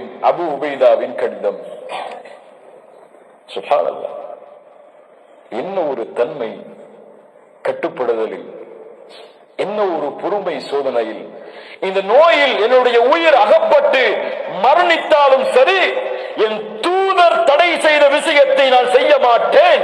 கலீஃபா கட்டளையிட்டாலும், என் தாய் கட்டளையிட்டாலும், என் தந்தை கட்டளையிட்டாலும், என் நிறுவனம் கட்டளையிட்டாலும், என் உலகமே எதிர்த்தாலும் தூதருடைய ஒரு சுன்னாவிற்காக உயிர் துறப்பேனே தவிர அதை மீற மாட்டேன். இது நபித்தவர்களுடைய வாழ்க்கை. இன்று ஹிஜாப் களையப்படுகிறது, தாடிகள் மலிக்கப்படுகிறது, ஆடைகள் மாற்றப்படுகிறது. ஒரு முஸ்லிம் தன்னை முழுவதுமாக மாற்றிக் கொள்கிறான். துன்யாவுடைய காரியம் வந்துவிட்டார். இவர்களைத்தான் அல்லாஹுடைய தூதர் சொன்னார்கள், ஒரு காலம் வரும், காலையில் முஃமினாக இருப்பான், மாலையில் காஃபிராகி விடுவான். மாலையில் காஃபிராக இருப்பான், காலையில் முஃமினாகி விடுவான். துன்யாவுடைய அற்ப கிரயங்களுக்காக அல்லாஹ்வின் மார்க்கத்தை விலை பேசுவான். துன்யாலம் கூட படிக்கக்கூடிய தோழிகள் ஹிஜாபை வெறுத்தால் ஹிஜாப் எல்லாம் களையப்பட்டு விடும். இன்னைக்கு யார் வெறுத்தாலும் யார் விரும்பினாலும் ஹிஜாப் எல்லாம் இன்னைக்கு முஸ்லிம் சமூகம் பெரும்பான்மையா இல்ல மாஷா அல்லாஹ் அணிவது கிடையாது. ஒரு முஸ்லிம் பெண்ணுடைய போட்டோ வெளியே வந்தால் ஒரு பெரிய அருவருப்பு ஒரு காலத்தில் இருந்தது. என்னடா இந்த முஸ்லிம் பெண் போட்டோ தான் போடுறாளேன்னு சொல்ல. இன்ஸ்டாகிராம் ஒரு ஆப் இருக்கு, பெரிய ஃபித்னா. உள்ள போய் பார்த்தீங்கன்னா அவ்வளவு முஸ்லிம் பெண்கள் ஹிஜாபை அணிந்து கொண்டு அவர்களை தாங்களே போட்டோ எடுத்து அப்லோட் செய்து அதை மக்கள் பார்த்து கமெண்ட் செய்து லைக் செய்வதை அவர்களே விரும்புகிறார்கள். சுப்ஹானல்லாஹ். கல்லூரிகளில் ஹிஜாபை கடைபிடிக்கக்கூடிய பெண்களுடைய எண்ணிக்கை மிக குறைவு. தாய் கண்டுகொள்வது கிடையாது, தந்தை கண்டுகொள்வது கிடையாது, யாரும் கண்டுகொள்வது கிடையாது. யாரும் அதற்கு தடை விதித்தாலும் தடை விதிக்கவில்லை என்றாலும் ஹிஜாப் எல்லாம் போச்சு.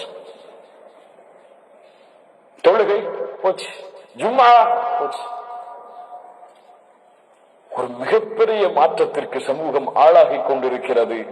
இதையெல்லாம் தடுப்பதற்கோ அல்லது இதை எடுத்துச் சொல்வதற்கோ அறிவுரை சொல்வதற்கோ இருக்க வேண்டிய சமூகம் இந்த சமூகத்தில் இல்லையோ என்ற ஒரு கேள்வி வருகிறது. அல்லாஹ் பாதுகாப்பானா, அல்லாஹ் பாதுகாப்பானா. ஒருவர் செய்யும் பாவங்களால் அல்லாஹ் கோபமடைந்து இந்த சமூகத்தை அழிக்க நாடிவிட்டால் அந்த அழிவில் நாமும் உட்படுத்தப்படுவோம் என்பதை யாரும் மறந்துவிட வேண்டாம். அல்லாஹ் பாதுகாப்பானா. ஹிஜாப் இவ்வளவு கண்ணியமான விஷயம், இவ்வளவு கண்ணியமான விஷயம். அல்லாஹ் ரப்புல் ஆலமீன் பெண்களுக்கு ஆடையில் அல்லாஹ்வின் கட்டளையை கடைபிடிப்பதற்கு ஒரு வாய்ப்பை கொடுக்கிறார். ஹிஜாபை அணியுங்கள். ஆண்களுக்கு ஆடையில கட்டளை கிடையாது, இதுதான் நீங்க அணியணும், இதுதான் அணியக்கூடாதுன்னு சொல்லி யாருக்கும் சொல்ல முடியாது. அவர் விரும்பிய ஆடையை அவர் அணிந்து கொள்ளலாம். அவருக்கு எது பிடிக்குதோ அவர் போட்டுக் கொள்ளட்டும். அவருக்கு இந்த மாதிரி ஆடை தான் பிடிக்கும்னா அவர் போட்டுக் கொள்ளட்டும். அவருக்கு ஜீன்ஸ் பேண்ட் தான் பிடிக்கும்னா போட்டுக் கொள்ளட்டும். யார் தடை விதிச்சா? அவருக்கு விருப்பமான ஆடை அவர் அணிந்து கொள்ளட்டும். ஆனால் பெண்களுக்கு அல்லாஹ் ஆடையில் என் கட்டளையை கடைபிடியுங்கள் என்று சொல்லக்கூடிய ஹிஜாப் இன்னைக்கு பாருங்க சாதாரணமாயிடுச்சு. ஹிஜாபை கலைஞ்சு தூக்கி போறதெல்லாம் கல்யாண நிகழ்ச்சி வந்தா ஹிஜாப்லாம் கிடையாது. கல்யாண நிகழ்ச்சியில ஹிஜாப் கிடையாது. முஸ்லிம் பெண்கள்கிட்ட ஒன்று கூட நிகழ்ச்சியில ஹிஜாப் கிடையாது.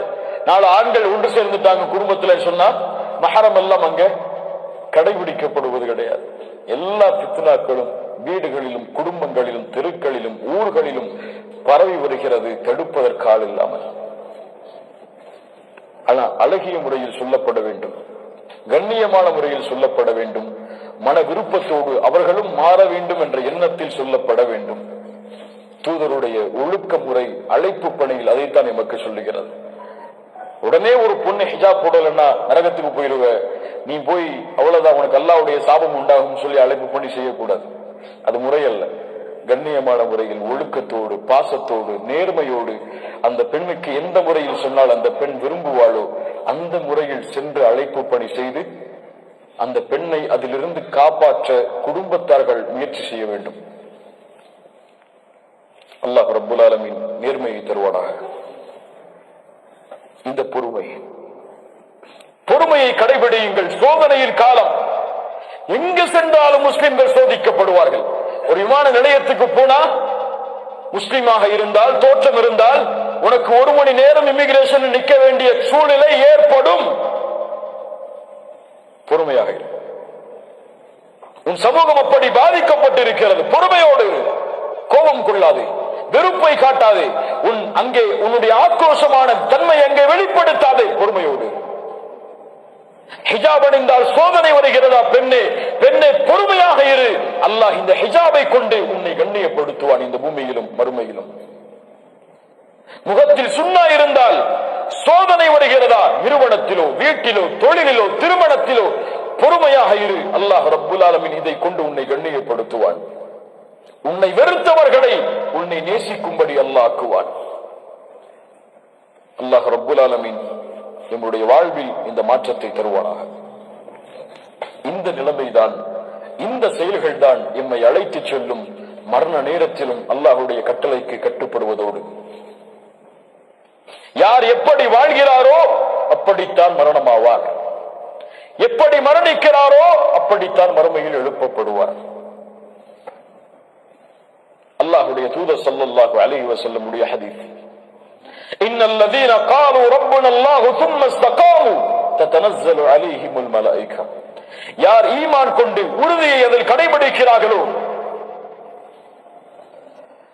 மரண நேரத்தில் மலக்குகள் இறங்கி வருவார்கள். அல்லா தகாஃபு பயம் கொள்ளாதே, வலா தஹ்சனு கவலை கொள்ளாதே, வஅப்ஷிரு பில் ஜன்னத்தி அல்லதி குன்தும் துஅதுன். உனக்கு வாக்களிக்கப்பட்ட நிரந்தரமாக தங்கப் போகிற சொர்க்கத்தை குறித்த நற்செய்தியை பெற்றுக்கொள் என்று அவனிடத்தில் கூறுவார்கள். யுஸப்பித்துல்லாஹு அல்லதீன ஆமனு பில் கௌலி ஸாபிதி ஃபில் ஹயாத்தித் துன்யா வ ஃபில் ஆখিরাহ. யார் ஈமான் கொண்டு நல்ல அமல்களை செய்கிறார்களோ அவர்களுக்கு இந்த பூமியிலும் மறுமையிலும் அவர்களுடைய வார்த்தையில் அல்லாஹ் உறுதியை ஏற்படுத்துவான். பூமியில் எப்படி அல்லாஹ் உறுதி ஏற்படுத்துவான், வார்த்தைகளில். மறுமையில் எப்படி அல்லாஹ் வார்த்தைகள் உரிமை ஏற்படுத்துவான்.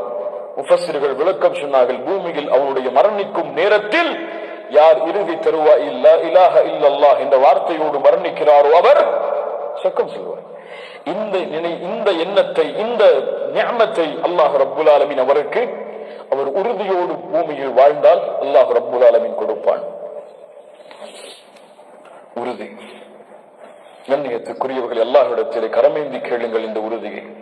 தூதரும் உறுதியோடு வாழ முடியாது, அல்லாஹ் ரப்புல் ஆலமீன் உறுதியை கொடுக்கவில்லை என்றால். வலௌலா அன் ஸப்பத்னாக லகத் கித்த தர்கனு இலைஹிம் ஷைஅன் கலீலா. நபியே, நாம் உங்களுக்கு உறுதியை ஏற்படுத்தவில்லை என்றால் நீங்கள் அவர்களை நோக்கி கொஞ்சம் சாய்ந்திருப்பீர்கள். அப்படி சாய்ந்தால் இந்த பூமியிலும் மறுமையிலும் மரணத்திலும் அல்லாஹ் 2 மடங்கு தண்டனையை உங்களுக்கு தருவான். அதனால் தான் அல்லாஹ்வுடைய தூதர் ஸல்லல்லாஹு அலைஹி வஸல்லம் அதிகமாக பிரார்த்தனை செய்யக்கூடிய பிரார்த்தனைகளில் ஒன்று, யா முகல்லிபல் குலூப் ஸர்ரிஃப் கல்பி அலா தீனிக் அலா தாஅத்திக். உள்ளங்களை புரட்டக்கூடியவனே, என்னுடைய உள்ளத்தை உன்னுடைய தீனை நோக்கி நீ திருப்புவாயாக, உனக்கு கட்டுப்படுவதில் நிலை பெறச் செய்வாயாக என்று அல்லாஹ்வுடைய தூதர் ஸல்லல்லாஹு அலைஹி வஸல்லம் அவர்கள் பிரார்த்தனை செய்வார்கள். இறுதியாக இந்த கொள்கை உறுதியை, குணத்தின் உறுதியை பெற வேண்டும் என்றால் சில வழிமுறைகள். முதலாவது,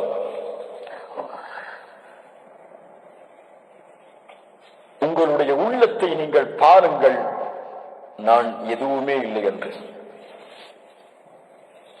அப்படின்னா நான் செய்யக்கூடிய வணக்க வழிபாடுகளோ, என் வாழ்வில் இருக்கக்கூடிய செல்வங்களோ, அல்லது நான் செய்யக்கூடிய அமல்களோ நான் எதுவுமே இல்லாதவன் என்பதைத்தான் எனக்கு காட்டுகிறது.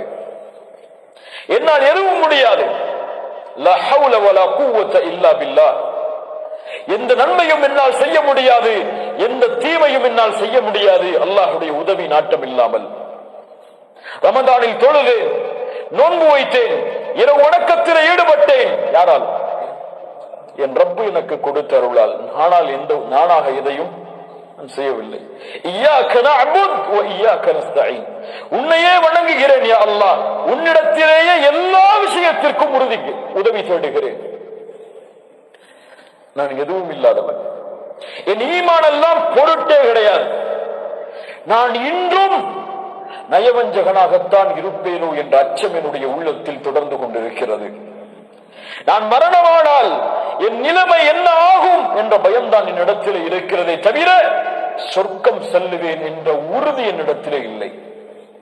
ஆதரவு இருக்கிறது, ஆனால் உறுதி எனக்கு ஒருபோதும் ஏற்படாது என் மரணம் வரை என்ற எண்ணம் உள்ளத்திலே இருந்து என் நஃப்ஸை நான் ஒன்றுமில்லாமல் பார்த்து என் காலுக்கு கீழ் போட்டு மிதித்தால் கொள்கையில் உறுதி வரும், வணக்க வழிபாடுகளில் உறுதி வரும் என்று நான் என்னை மேன்மைப்படுத்தி ஒரு தரத்திற்கு வந்துவிட்டேன். இந்த சமூகத்தில் என் ஈமான் ஒரு அந்தஸ்தை அடைந்து விட்டது என்று எண்ணுகிறேனோ அப்போது நான் எல்லாவற்றையும் கைவிட்டு என் வாழ்வை நான் பழைய முறையில் வாழத் தொடங்குவேன்.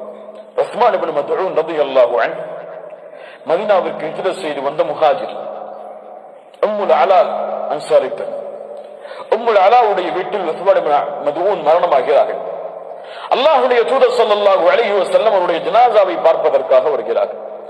உம்முல் அலா சொன்னார்கள், அல்லாஹ் உன்னை கண்ணியப்படுத்தி விட்டான் உஸ்மானே. தூதர் வருகிறார்கள், உன்னை கண்ணியப்படுத்தி விட்டான். அல்லாஹ்வுடைய தூதர் கேட்டார்கள், உம்முல் அலா, இந்த நபித்தோழரை அல்லாஹ் கண்ணியப்படுத்தினான் என்று உனக்கு எப்படி தெரியும்? அவர் சொன்னார், தெரியாமல் சொல்லிவிட்டேன் அல்லாஹ்வுடைய தூதரே. அல்லாஹ்வுடைய தூதர் சொன்னார்கள், உம்முல் அலா, உனக்கு தெரியுமா, நான் அல்லாஹ்வுடைய ரசூல், எனக்கும் உங்களுக்கும் என்ன நடக்கும் என்று எனக்கு தெரியாது. நீங்கள் எப்படி சொல்லலாம் அவரை அல்லாஹ் கண்ணியப்படுத்தினான் என்று? ஆதரவு வைக்கிறேன் என்று சொல்லுங்கள் என்று சொன்னார்கள். சுப்ஹானல்லாஹ். சஹாபாக்கள், பெரும்பாலான சஹாபாக்கள், உமரும் கூட ரலியல்லாஹு அன்ஹு, அல்லாஹ்வுடைய தூதருடைய மரணத்திற்கு பிறகு கூட நயவஞ்சர்களின் பட்டியல் கையில் இருக்கக்கூடிய நபித்தோழரிடத்திலே சென்று நான் நயவஞ்சகனாக இருப்பேனோ என்று கேட்டார்கள். இரண்டாவது, வணக்க வழிபாட்டிலும் இன்னும் சில செயல்களிலும் நடுநிலையை, நேர்மையை கடைபிடியுங்கள். எல்லையை கடக்கவும் வேண்டாம், எல்லையை விட்டு விலகிவிடவும் வேண்டாம். எப்போதும் நடுத்தரமான மனிதனாக ஒரு முஸ்லிம் வாழ வேண்டும். எப்போது பார்த்தாலும் பள்ளிவாசல், எப்போது பார்த்தாலும் தொழுகை, வணக்க வழிபாடு என்று வாழ்க்கையை முடக்கிவிடவும் வேண்டாம். எப்போது பார்த்தாலும் தொழில், வருமானம், செல்வம் என்று குடும்பத்தார்களோடு ஓடிவிடவும் வேண்டாம், ஒதுங்கிவிடவும் வேண்டாம். இரண்டிலும் நடுநிலையை கடைபிடிக்க வேண்டும். ஒரு தொழுகையை சரியாக தொழக்கூடிய ஒரு முஸ்லிம், ஒரு முஃமின் தன்னுடைய வாழ்வில் செல்வந்தவனாகுவதற்கு தொழிலில் அவன் முயற்சி செய்தால் முயற்சி செய்யட்டும், கோடிகளை அவன் சம்பாதிக்கட்டும், தவறில்லை, ஹலாலான முறையில். ஆனால் தொழுகை இல்லாமல் உங்களுடைய வியாபாரத்தில் நீங்கள் முன்னேற வேண்டும் என்ற எண்ணத்தை கூட உங்களுடைய வாழ்வில் நீங்கள் கொண்டிருக்காதீர்கள். இரண்டும் உங்களுக்கு நஷ்டத்தை தவிர எதுவும் தராது. ஹந்தலா ரலியல்லாஹு அன்ஹு அபூபக்கரை சந்தித்தார்கள். சந்தித்து சொன்னார்கள், நாஃபக ஹந்தலா, ஹந்தலா முனாஃபிக்காகி விட்டார் அபூபக்கரே. சுப்ஹானல்லாஹ். ஹந்தலா யார்? குத்தாபுல் வஹி, தூதருடைய வஹியை பதிவு செய்யக்கூடிய, குர்ஆனை எழுதக்கூடிய நபித்தோழர்களில் ஒருவர். அபூபக்கர் சொன்னார்கள், ஏன் ஹந்தலா, ஏன் அப்படி சொல்கிறாய்? அல்லாஹ்வுடைய ஹந்தலா ரலியல்லாஹு அன்ஹு சொன்னார்கள், அபூபக்கரே, உனக்கு தெரியுமா, தூதருடைய ஹதீஸை கேட்கிறோம், தூதரோடு இருக்கிறோம், அப்போது அல்லாஹ்வை அதிகமாக நினைவு கூர்கிறோம். தூதரை விட்டு பிரிந்து வீடுகளுக்கு வந்து குடும்பத்தார்களோடு, குழந்தைகளோடு வாழ்ந்து விட்டால், வந்துவிட்டால் எமக்கு அல்லாஹ்வுடைய தூதருடைய நினைவு, மார்க்கத்தின் நினைவு குறைந்து விடுகிறது. நான் நயவஞ்சகனாக இருப்பேனோ என்ற அச்சம் வருகிறது. அபூபக்கர் சொன்னார்கள் ரலியல்லாஹு அன்ஹு, ஹந்தலா, நானும் இப்படித்தான் நினைக்கிறேன், நானும் முனாஃபிக்காக இருப்பேனோ. அபூபக்கரும் ஹந்தலா அவர்களும் அல்லாஹ்வுடைய தூதரை சந்திக்கிறார்கள். அபூபக்கர் இடத்து அல்லாஹ்வுடைய தூதர் ஸல்லல்லாஹு அலைஹி வஸல்லம் இடத்திலே ஹந்தலா அவர்களும் அபூபக்கரும் சொன்னார்கள், இந்த செய்தியை நாங்கள் முனாஃபிக்காக விட்டோம் என்று பயப்படுகிறோம். அல்லாஹ்வுடைய தூதர் என்ன சொன்னார்கள் தெரியுமா? சுப்ஹானல்லாஹ். ஒரு நபி ஒரு சமூகத்தை, ஒரு நபித்தோழர்களை வழிகாட்டக்கூடிய முறையை பாருங்கள். நேர்மையை, நீதியை, வணக்க வழிபாடுகளிலும் அவருடைய ஈமானிலும் கடைபிடிக்க கூறக்கூடிய முறையை பாருங்கள். ஹந்தலாவும் அபூபக்கரும் கவனித்துக் கொள்ளுங்கள். நீங்கள் என்னிடத்திலே இருக்கக்கூடிய ஈமானை போன்று உங்களுடைய தெருக்களிலும் உங்களுடைய படுக்கைகளிலும் நீங்கள் இருக்க வேண்டும் என்று ஆசைப்பட்டால் மலக்குகள் வீதிகளுக்கு இறங்கி வந்து உங்களுடைய கரங்களை குலுக்கி இருப்பார்கள். நீங்கள் மனிதர்கள், ஒரு காலம் இப்படித்தான் இருக்கும், இன்னொரு காலம் அப்படித்தான் இருக்கும், இன்னொரு காலம் அப்படித்தான் இருக்கும், இன்னொரு காலம் அப்படித்தான் இருக்கும். ஈமான் ஏறும் இறங்கும், அவ்வளவுதான். ரமதானில் உங்களுடைய ஈமான் அதிகமாகத்தான் இருக்கும், ரமதானில் குறையும். ஆனால் மீண்டும் குறைய விடாதீர்கள், அதிகப்படுத்த முயற்சி செய்யுங்கள். மீண்டும் குறையும், மீண்டும் அதிகப்படுத்துங்கள், மீண்டும் குறையும், மீண்டும் அதிகப்படுத்துங்கள். பாவங்களையும் குற்றங்களையும் செய்ய மாட்டீர்களா? செய்வீர்கள். ஆனால் தௌபா செய்து மீண்டும் வருங்கள் என்று ஈமானும் நன்மைகளும் ஏறும் இறங்கும் என்று அல்லாஹுடைய தூதர் ஸல்லல்லாஹு அலைஹி வஸல்லம் கூறினார்கள். மூன்றாவது, வணக்க வழிபாடுகளுடைய முறைகளுக்கு இருக்கக்கூடிய முக்கியத்துவத்தை நாம் வணக்க வழிபாடு என்று அறியாத பல விஷயங்களில் கவனத்தை செலுத்த தயாராகுங்கள். அல்லாஹ் ரப்புல் ஆலமீன் உறுதியை நம்முடைய வாழ்வில் ஏற்படுத்துவான். நம்முடைய பாதங்களை அல்லாஹ் பலப்படுத்துவான். எதில் ஒரு முஸ்லிம் தன்னுடைய வாழ்வில் இந்த உலகத்தார்களுக்கு எடுத்துக்காட்டக்கூடிய மனிதனாக வாழ வேண்டும். உலகத்தார்கள் வெறுக்கக்கூடிய ஒரு மனிதனாக ஒரு முஸ்லிம் வாழ்ந்துவிடக் கூடாது. எப்போது வணக்க வழிபாடுகளில் மட்டும் ஒரு முஸ்லிம் தன்னை சுருக்கிக் கொண்டு இஸ்லாம் காட்டக்கூடிய பல துறைகளில் தன்னுடைய கவனத்தை அவன் செலுத்தவில்லையோ அப்போது இந்த பூமியில் இருந்து அவன் பலவீனப்படுத்தப்படுவான், பூமியில் இருந்து அப்புறப்படுத்தப்படுவான் மற்ற சில மனிதர்களால். அபூபக்கர் ரலியல்லாஹு அன்ஹுடைய ஹதீஸை ஆதாரம் காட்டி இதை கொஞ்சம் பார்ப்போம். அல்லாஹ்வுடைய தூதர் ஸல்லல்லாஹு அலைஹி வஸல்லம் ஒரு முறை கேட்டார்கள், மன் அஸ்பஹ மின்கும் அல்-யௌம ஸாயிமா, இன்றைய தினம் யார் நோன்பாளியாக இருந்தது? அபூபக்கர் சொன்னார்கள், அன யா ரசூலல்லாஹ். மறுபடியும் கேட்டார்கள், இன்றைய தினம் யார் ஒரு ஜனாசாவை பின்தொடர்ந்தது? அபூபக்கர் சொன்னார்கள், அன யா ரசூலல்லாஹ். யார் இன்றைய தினம் ஒரு நோயாளிக்கு நலம் விசாரித்தது? அல்லாஹ்வுடைய தூதர் சொன்னார், அபூபக்கர் சொன்னார்கள், அன யா ரசூலல்லாஹ். அல்லாஹ்வுடைய தூதர் கேட்டார்கள், இன்றைய தினம் யார் ஒரு ஏழைக்கு உணவளித்தது? அபூபக்கர் சொன்னார்கள், அன யா ரசூலல்லாஹ். இந்த ஒரு விஷயத்துலதான் நம்ம நினைக்கக்கூடிய வணக்க வழிபாடு வருது. மீதி மூணு விஷயமும் நம்ம அந்த வணக்க வழிபாடு நினைக்கவே இல்லை. இப்படியா இல்லையா? என்ன ஒரு விஷயம்? நோன்பு. அபூபக்கர் ரலியல்லாஹு அன்ஹு ஒரே தினத்தில் நோன்பு வைத்தார்கள், ஒரே தினத்தில் ஜனாசாவை பின்தொடர்ந்தார்கள், ஒரே தினத்தில் ஒரு ஏழைக்கு உணவளித்தார்கள், ஒரே தினத்தில் ஒரு நோயாளியை நலம் விசாரித்தார்கள். அல்லாஹ்வுடைய தூதர் சொன்னார்கள், சொர்க்கவாதிக்குரிய எல்லா தன்மையும் ஒன்று சேர்ந்து இருக்கிறது உம்மிடத்தில். சுப்ஹானல்லாஹ். அபூபக்கர் ரலியல்லாஹு அன்ஹு இந்த தன்மைதான் தூதர் ஒரு சமூகத்தை உருவாக்கிய தன்மை. ஒரு முஸ்லிம் எல்லா துறைகளிலும் கொடிகட்டி பறக்க வேண்டும். கல்வியிலா முதல் தரத்திற்கு அவன் முயற்சி செய்ய வேண்டும், தொழிலிலா முதல் தரத்திற்கு அவன் முயற்சி செய்ய வேண்டும், குணத்திலா முதல் தரத்திற்கு முயற்சி செய்ய வேண்டும், உலகத்தில் மனிதநேய செயல்பாடுகளா முதல் தரத்திற்கு அவன் முயற்சி செய்ய வேண்டும். என எல்லா துறைகளிலும் அவன் முயற்சி செய்ய வேண்டும். தூதர் காட்டிய வழிமுறைகளுடைய எல்லா அம்சங்களையும் வாழ்க்கையில் செயல்படுத்த அவன் தயாராக வேண்டும். ஒரு முஸ்லிம் சோம்பேறியாக இருக்க மாட்டான். ஒரு முஸ்லிம் சோம்பலை தன்னுடைய உடலிலும் அழகிலும் வெளிப்படுத்த மாட்டான். அப்படியே இல்லையா? அல்லாஹ்வுடைய தூதருக்கு முன்னால் பரட்டை தலையோடு வந்தால் தூதர் விரும்புவார்களா? என்ன சொல்வார்கள்? எண்ணெய் சீவி தலையை சீவி விட்டு வா என்று கட்டளையிடுவார்கள். சுப்ஹானல்லாஹ். தூதர் ஸல்லல்லாஹு அலைஹி வஸல்லம் குதிரை ஏறி விளையாடுவதை அனுமதித்தார்கள். குதிரை ஓட்டுவதற்கு பழக்கப்படுத்துமாறு கட்டளையிட்டார்கள். நீச்சலுக்கு அல்லாஹ்வுடைய மார்க்கத்தில் அனுமதி இருக்கிறது. உடலை திடகாத்திரமாக வைப்பதற்கு அல்லாஹ்வுடைய மார்க்கத்தில் அனுமதி இருக்கிறது. இன்று ஆரோக்கியம் அந்த பகுதியெல்லாம் மார்க்கத்தில் கடைபிடிக்கப்படுவது கிடையாது. விளையாட்டுகள் இந்த பகுதியெல்லாம் மார்க்கத்தில் சுன்னாவின் அடிப்படையில் கடைபிடிக்கப்படுவது கிடையாது. மனிதநேய செயல்பாடுகள் கடைபிடிக்கப்படுவது கிடையாது. முஸ்லிம் சமூகத்துடைய மனிதநேய செயல்பாடுகள் என்றால் கடைபிடிப்போம். பிற சமூகத்துடைய மனிதநேய செயல்பாடுகள் என்றால் இன்னும் முஸ்லிம் சமூகம் அதில் அதிகமான கவனத்தை செலுத்துவது கிடையாது. இல்ல மாஷா அல்லாஹ், அல்லாஹ் பாதுகாத்தவர்களை தவிர.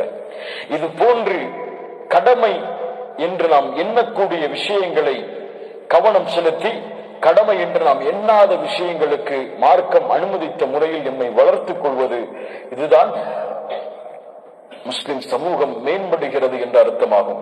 எதுவும் தவறு கிடையாது. ஹலாலான வழியில் அதை செயல்படுத்தும் போது அல்லாஹ் ரப்புல் ஆலமீன் புரியக்கூடிய ஆற்றலை, அறியக்கூடிய ஆற்றலை எமக்கு தருவானாக. இந்த செயல்பாடுகள் தான் எம்முடைய வாழ்விலும் எம்முடைய மரணத்திலும் இம்மையிலும் மறுமையிலும் ஒரு முஸ்லிம் சமூகத்தை பிரதிபலிக்க வைக்கும் முஸ்லிம் சமூகமாக. அல்லாஹ்வுடைய தூதர் ஸல்லல்லாஹு அலைஹி வஸல்லம் இது போன்ற சமூகத்தை தான் உருவாக்கினார்கள். தொழுகையில் மட்டும், துஆவில் மட்டும், குர்ஆனை ஓதுவதில் மட்டும், குர்ஆனை மனனம் செய்வதில் மட்டும் இன்னும் மார்க்கத்தில் உள்ள சில வணக்க வழிபாடுகளில் மட்டும் அல்லாஹுடைய தூதர் ஸல்லல்லாஹு அலைஹி வஸல்லம் சமூகத்தை வளர்த்தெடுக்கவில்லை, வார்த்தெடுக்கவில்லை. எழுத்தாளர்களை அல்லாஹுடைய தூதர் ஸல்லல்லாஹு அலைஹி வஸல்லம் உருவாக்கினார்கள். பந்தயம் செய்து வெற்றி பெறுபவர்களை அல்லாஹுடைய தூதர் ஸல்லல்லாஹு அலைஹி வஸல்லம், குத்து சண்டையை சொல்றேன், செய்து வெற்றி பெறக்கூடிய சமூகத்தை, ஆரோக்கியமான சமூகத்தை அல்லாஹுடைய தூதர் ஸல்லல்லாஹு அலைஹி வஸல்லம் உருவாக்கினார்கள். போரை வழிநடத்தக்கூடிய திறமையுடையவர்களை அல்லாஹுடைய தூதர் ஸல்லல்லாஹு அலைஹி வஸல்லம் உருவாக்கினார்கள். பல மொழிகளை பேசக்கூடிய திறமையுடையவர்களை அல்லாஹுடைய தூதர் ஸல்லல்லாஹு அலைஹி வஸல்லம் உருவாக்கினார்கள். குணங்களில் பிற சமூகத்திற்கு உதவி செய்யக்கூடிய சமூகத்தை, பிற சமூகத்தார்களுடைய மனிதாபிமான செயல்களில் பங்கு கொள்ளக்கூடிய மக்களாக அல்லாஹுடைய தூதர் ஸல்லல்லாஹு அலைஹி வஸல்லம் உருவாக்கினார்கள். ஒரு காஃபிர், ஒரு யூதனின் ஜனாசாவிற்கு அல்லாஹுடைய தூதர் எழுந்து நின்று சொன்னார்கள், அவரும் மனிதர் தான் என்று. இந்த பகுதிகள் எல்லாம் இஸ்லாமிய மார்க்கத்திலிருந்து மறைக்கப்பட்டு விட்டது. இதை வெளிப்படுத்த வேண்டிய காலம் நாம் இப்போது சந்திக்கின்ற இந்த காலம். இந்த பகுதிகளை நம்முடைய வாழ்வில் செயல்படுத்தி இந்த உலகத்திற்கு இதுதான் இஸ்லாம் என்ற பிம்பத்தை நாம் காட்டவில்லை என்றால், இந்த இஸ்லாமிய மார்க்கத்தின் மீது போடப்பட்ட பழி சொல்லி எந்த உரைகளும், எந்த எழுத்துகளும், எந்த போராட்டங்களும் அழிக்க முடியாது, நீக்க முடியாது. அல்லாஹ் ரப்புல் ஆலமீன் இந்த விஷயத்தில் புரிதலை தருவானாக. அல்லாஹ் ரப்புல் ஆலமீன் கேட்ட விஷயங்களை நம்முடைய வாழ்வில் செயல்படுத்துவதற்கு வாய்ப்பை தருவானாக. வெள்ளிக்கிழமையாக இருந்தாலும் இவ்வளவு சிரமம் எடுத்து இவ்வளவு மக்கள் இந்த நிகழ்ச்சிக்கு வருகை தந்ததற்கு அல்லாஹ் ரப்புல் ஆலமீன் உங்களுக்கு அல்லாஹ் விரும்புகின்ற கூலியை அவன் விரும்பக்கூடிய முறையில் உங்களுக்கு தருவானாக. அல்லாஹிற்காக உங்கள் எல்லோர்களையும் நேசிக்கிறேன். அல்லாஹ் ரப்புல் ஆலமீன் இந்த நேசத்தோடு இந்த அழைப்பு பணியில் நம்முடைய மரணம் வரை பயணிக்கக்கூடிய வாய்ப்பை அல்லாஹ் ரப்புல் ஆலமீன் நமக்கு தருவானாக. பாவங்களில் இருந்து அல்லாஹ் பாதுகாத்து வணக்க வழிபாடுகளிலும் மார்க்கம் காட்டக்கூடிய எல்லா முறைகளிலும் சரியான முஸ்லிம்களாக வாழ்ந்து மரணிப்பதற்கு அல்லாஹ் ரப்புல் ஆலமீன் எமக்கு உதவி செய்வானாக. அகூலு கௌலி ஹாதா அஸ்தக்ஃபிருல்லாஹ் லீ வ லக்கும். அஸ்ஸலாமு அலைக்கும்.